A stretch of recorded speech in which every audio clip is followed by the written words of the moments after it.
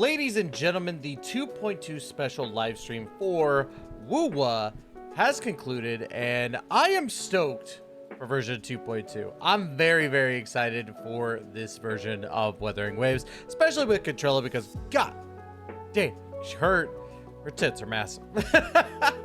I'm trying not to goon too much, but there's a lot of good stuff coming from version 2.2 of Wuthering Waves, and in fact, it's made me even more excited.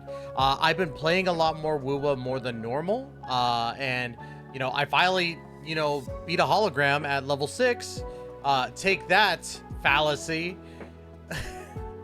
That's so stupid. But yes, I am taking the grind of wuwa a little bit more seriously because I'm actually enjoying the content, and 2.2 is going to be no exception. So today we're going to be talking about everything that was discussed in version 2.2 special live stream, the good, the bad, and the, you know, not so good, if there is anything. But before we get into that, make sure to like, comment, subscribe, all that wonderful good stuff, and don't forget to check out Gamer Subs.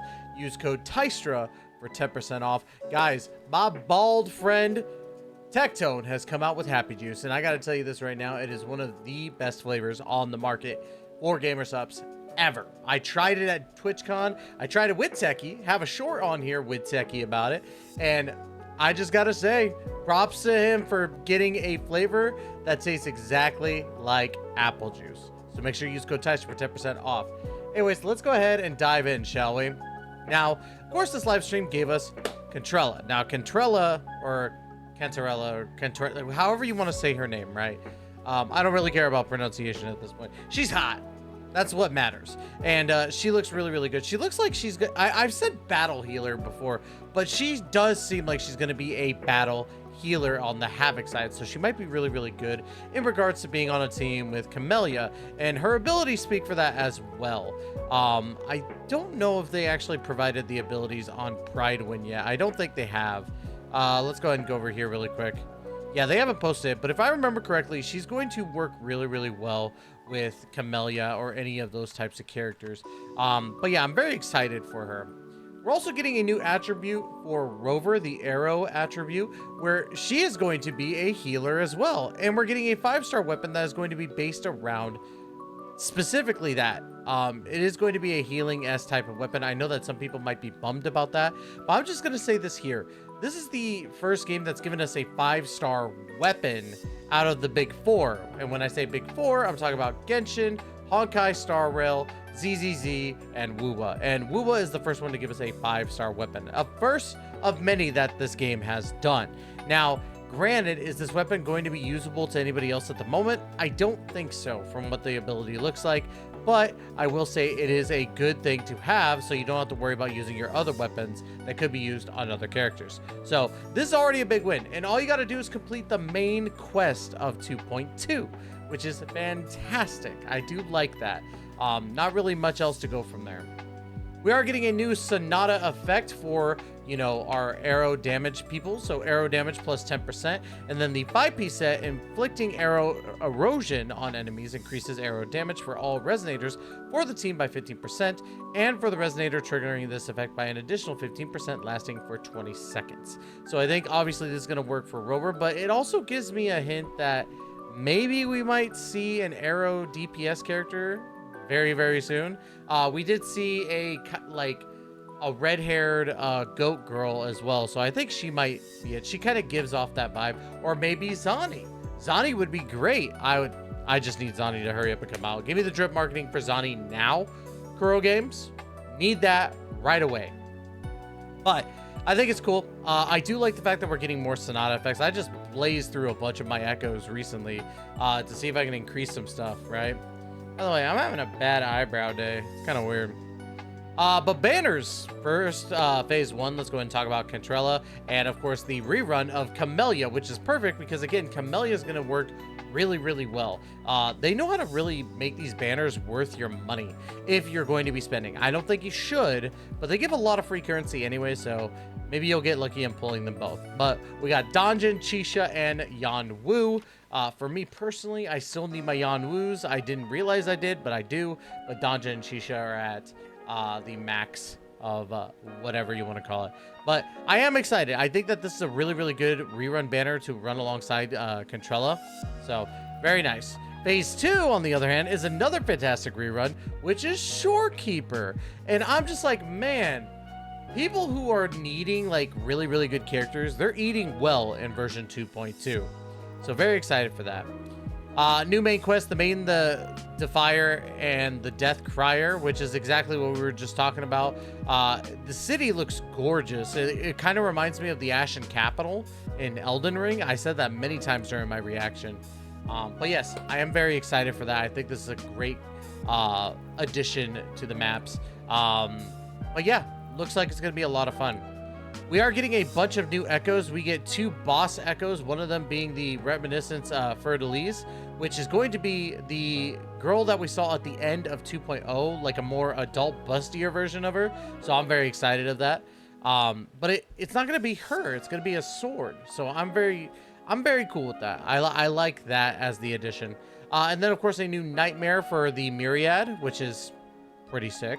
I dig that. I dig it. I dig it. Actually, I think we're getting 3 boss ones with the Capitanus. Capitanus with LaGuardia, Sagittario, and Secretos. I think it's Secretos. They're going to be the armor peeps from the capital, or I keep on saying capital like Ashen Capital, but they're going to be 4 new enemies in this area that are going to be knights, and those are going to be part of the new echo sets. And then we get 3 new Drake echoes, which is the Arrow Drake, the Electro Drake, and the Glacio Drake. We're getting a new Phantom Echo as well for Capitanus, which I love the Phantom Echoes. It just sucks because like I wish that we had a lot more to use for the other echoes we have, but it is what it is. I ain't gonna be too mad. We're gonna get a new companion story. Oh wait, I'm sorry. We're getting a new enemy Fer-de-Lys, what we were just talking about, or Fleur-de-Lys. However you want to say it. I know that people are going to be like, actually, you mispronounce every single name, and I'm sorry, I just don't care. We'll find out what the voice acting goes through. That's when I'm like, okay, that's the voice. Because even some people who try to correct me, we hear the voice actor say it, and they say this, and then they're like, this is how you say it. And then the guys are like, actually, grammatically speaking, this is exactly how it sounds. No. Anyways, new companion story for Cantarella. Login event was confirmed, but during the stream, it wasn't actually shown. So a lot of people were like, wait a minute, where's our login event? So very excited for the fact that it is confirmed. So cool on that. Bunch of new events that are coming. One of them in particular, I'm not going to talk about this one at the moment, but this one, the second one, is going to be a kind of challenge mode that kind of reminds me a little bit of Nikkei's Simulation Room or the Advanced Simulation Room. But apparently people have said from PGR that this is the Babel Tower, which is going to cause a lot of people a lot of grief. And I'm actually kind of stoked to find out about this because whenever I hear it, I'm like, okay, how bad is it truly, right? So yeah, I'm very excited to test that out, especially since now I'm getting better at the combat and actually trying to learn more about it. We got plenty of events. Like I said, this event's coming back, which this event comes back every update, and I love it. I think that this is a fun little, like, short event, obviously. I like the Minesweeper one more personally, but yeah, we got that going. New tactical hologram, Dragon of Dirge. So I'm trying to get all these tactical holograms out the way, but I don't think I'm going to be able to do that before the update, so I'm going to be even more behind. And then, of course, we got the quality of life. We got PC launcher. The latest launcher supports increment content updates. This reduces the size of the game resources that need downloading and the length of the downloading process, which means that these updates are going to be more fragmented to make it easier to get the pre-downloads done so you can play the game a lot faster. I love that. I love the fact that they're doing this to kind of supplement like people's wanting this to play, because again, like, people want to play this game. Color setting, adjust the brightness, contrast, and color saturation of the game's graphics, which I was surprised that we didn't have this at the beginning, but really happy that we're getting this now, especially with, you know, I believe they got NVIDIA support recently, if I'm not mistaken. I could be wrong, but really cool to see that they're adding more of this stuff into it. Quick access to supplies and backpack. When upgrading a resonator, select supply pack on how to get menu and open the supply pack that drops the target material instead of going back to the backpack to locate and open the corresponding supply pack. So the little boxes that you get for like materials in regards to upgrading skills or upgrading weapons and stuff like that, you actually can just open it straight from that menu, and that makes it a lot easier.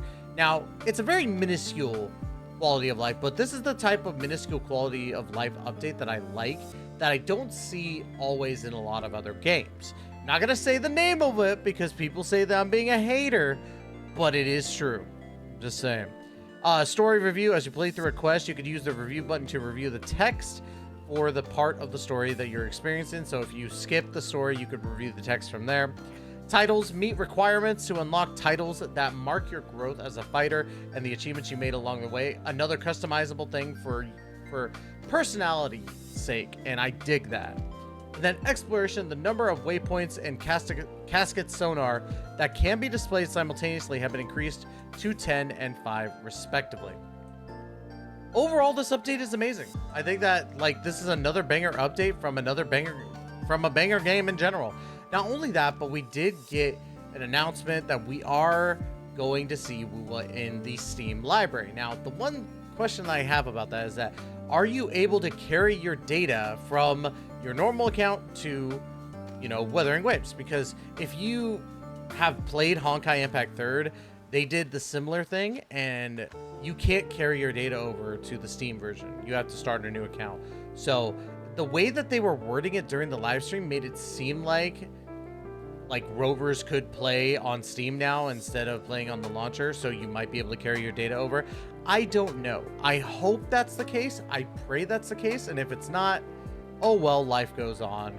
I still love the launcher as it is. But if it is the case, banger, man. Overall, when I watched this live stream, I gave it a 7 out of 10. But really thinking about it and thinking of how the live stream was fluid, it didn't feel like there was a lot of missing parts. The only thing that really ticked me off was during the live stream, they did not, at least from what I saw, not acknowledge a login event. And that was the only thing I had wrong with it. So I would actually bump this up to an 8. I think that this live stream was really, really good. But let me know in the comments down below what your favorite part of the wuwa 2.2 special live stream was. And are you excited for everything that's coming? Because my God, it seems like they're really doing well when it comes to events, when it comes to keeping you like wanting more. So they're doing it great. They're doing it great in my opinion. So let me know if you agree with me on that. But that's going to be it for today. Love you guys to death. And as always, we will catch you in that next video. Please take care and be safe.